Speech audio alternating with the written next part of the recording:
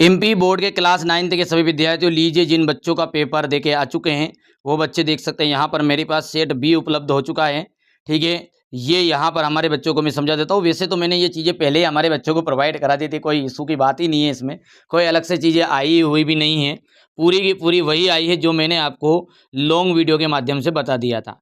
ठीक है, यहाँ पर देख सकते हैं पहला क्वेश्चन है आपका, हिंदी साहित्य का सर्वाधिक लोकप्रिय महाकाव्य है। तो हिंदी साहित्य का जो सर्वाधिक लोकप्रिय महाकाव्य वो है रामचरितमानस। ठीक है, दूसरा क्या है, मेघ आए इसकी रचना है। तो मेघ आए ये रचना जो है सुमित्रा नंदन पंत जी की है।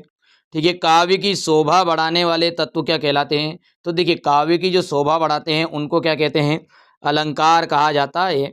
ठीक है, लालटेन लेके किस लिए आता था? तो दारू पीने आता था, दारू है, अरे हाजिरी लेने आता था, हाजिरी। ठीक है, समास कितने प्रकार के होते हैं? तो समास होते हैं 6 प्रकार के। समास होते कितने प्रकार के? तो 6 प्रकार के होते हैं। इस जल प्रलय पाठ, ठीक है, के में वर्णन किया गया है तो बाढ़ का, ठीक है, पानी का। देखिए, ठीक है, देखिए बेटा मैंने वही चीज़ें बता दी थी पहले आपको। तो हमेशा आप मैं 5 से 6 तरह के पेपर दूंगा और मेरी गारंटी उसमें से पूरा नहीं आई तो ठीक है। तो यहाँ से देखिए, और पूरा आता भी आप तो देखो ना भले। केदी और कोकिला दोनों ही गुलाम देश के वासी हैं। छंद के अंतिम वर्णों की आवृत्ति जो है वो तुक कहलाती है। वीर रस का जो स्थायी भाव होता है वो उत्साह होता है। वीर रस का जो स्थायी भाव है वो क्या होता है? उत्साह। ठीक है, वीर रस का स्थायी भाव हो गया उत्साह। ठीक है, लेखिका महादेवी वर्मा के बाबा उन्हें विदुषी विदुषी बनाना चाहते थे। ठीक है, शब्द के अंत में जुड़कर उसका अर्थ परिवर्तित करने वाला शब्दांश प्रत्यय कहलाता है। क्या कहलाता है? प्रत्यय। ग्रामोफोन एक तरह का क्या होता है ये? तो ग्रामोफोन एक तरह का बाजा, एक तरह का। ठीक है, सुमित्रा नंदन पंत, सुमित्रा नंदन पंत जो है वो कवि प्रकृति के प्रकृति के प्रेमी कवि रहे हैं, सत्य बात है। खंड काव्य की कथा वस्तु विस्तृत होती है, तो यहाँ पर ये बात आपकी असत्य रहेगी। नाटक गद्य की गौण विधा है, नाटक गद्य की गौण विधा है क्या? तो ये बात आपकी फाल्स रहेगी। तिब्बत की यात्रा बहुत दुर्गम थी, तो तिब्बत की यात्रा बिल्कुल दुर्गम थी।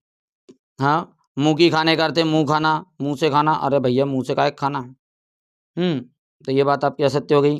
लेखिका मृदुला गर्ग की तीसरे नंबर की बहन का नाम चित्रा था, तो ये बात बिल्कुल सत्य है आपका। कबीरदास, कबीरदास का जाएगा बाहरी आडंबरों का विरोध। काव्य की आत्मा को रस कहते हैं। प्रेमचंद के फटे जूते हरिशंकर परसाई जी की रचना है। आंसू का तद्भव अश्रु का तद्भव आंसू आ जाएगा। नैतिक का विलोम शब्द आ जाएगा अनैतिक। और विभीषिका का मतलब होता है भयंकरता। रसखान किसके अनन्य भक्त थे? तो रसखान जो है वो श्री कृष्ण के अनन्य भक्त थे। किसके? श्री कृष्ण के अनन्य भक्त थे। चलिए, जहाँ जहाँ काव्य की जहाँ काव्य का आधार शब्द, ठीक है, से होता है वहाँ कौन सा अलंकार होता है? तो कौन सा अलंकार होता है वहाँ पर? तो ये देख सकते हैं आप। ठीक है, यहाँ पर होता है बेटा शब्द अलंकार। क्या होता है? शब्द अलंकार। सालिम अली अन्य किस नाम से जाने जाते हैं? तो सालिम अली जो है पुरुष पक्षी पशु प्रेमी, पशु पक्षी प्रेमी।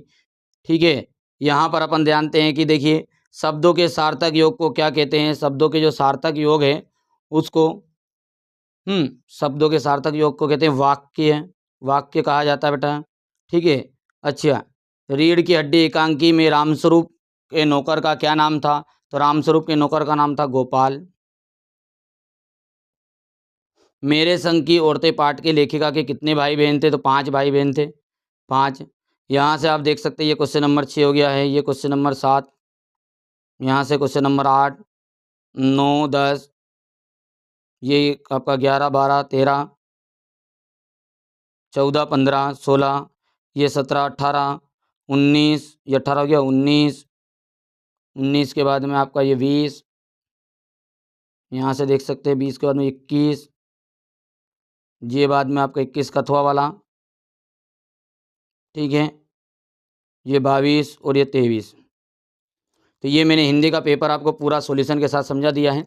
बच्चों में आपको जानते हैं कि मैं 6 तरह के सैम्पल पेपर देता हूँ आपको, उसी में से पूरा पेपर आता है। नाम के सैम्पल पेपर लेकिन ना रहते हैं असली ही। ठीक है, डरने की ज़रूरत नहीं है। मैं जब तक हूँ खड़ा, जब तक चिंता मत करो।